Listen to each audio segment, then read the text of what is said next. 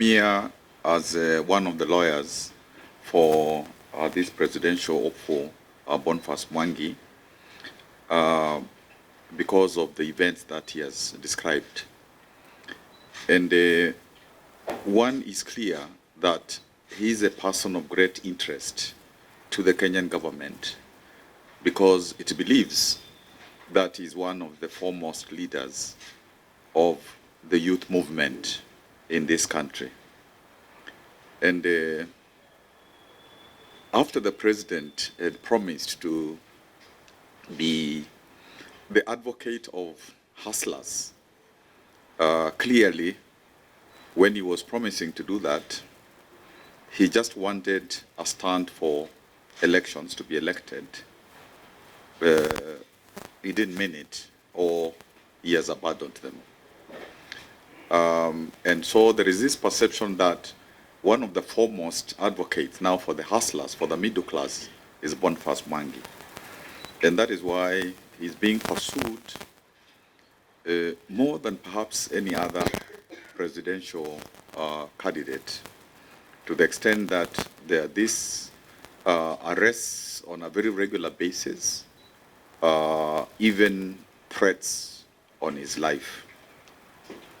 And it is clear to me that all these activities that the government is undertaking are not going to stop the youth movement, and indeed a movement of all Kenyans of goodwill who want different, who want change.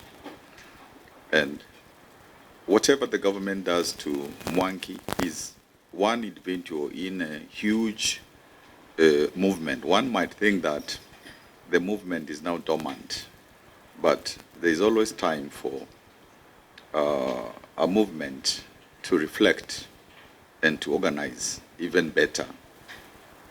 So targeting Mwangi is not really going to make a difference, because even if he was not there, and he must be there, he has family, he has a cause, and his family is even here. The family that at some point was made to go to exile because of the threats that were imminent. So even if anything happens to Mwangi, in actual fact, that will fuel the revolution that is on the way for democracy, for a proper country, and all that kind of stuff.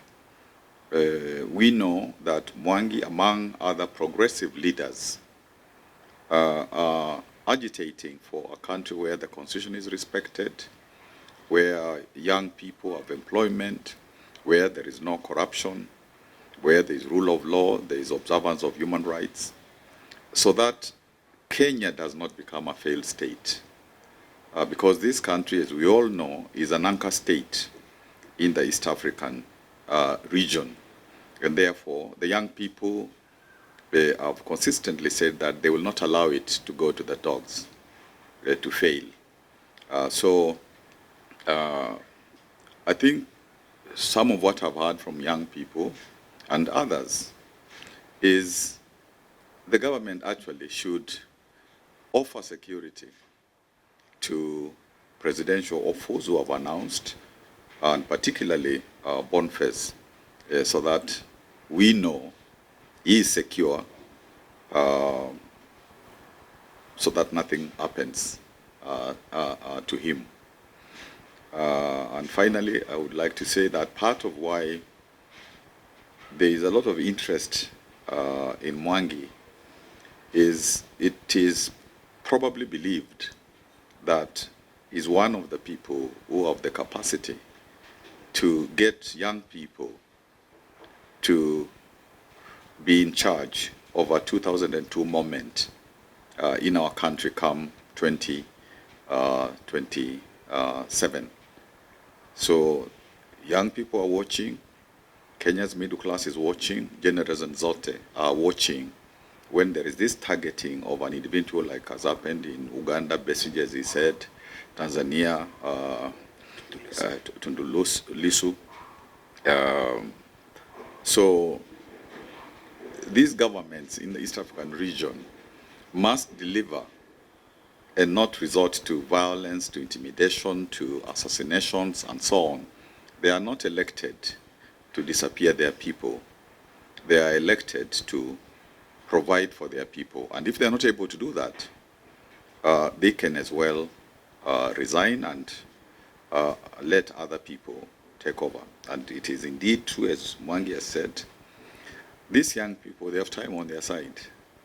And some of the politicians of your years, politicians from the Moi era, because those from the Kenyatta era are no more, but from Moi era going to the present, they are old and tired without important ideas. And the young people are saying that we require, to breathe freshness into Kenya, into East Africa, into Africa. And therefore, it is good to accept that this is a reality and deal with that kind of reality instead of thinking that intimidations and arrests and trolling and all those kinds of things will provide a solution.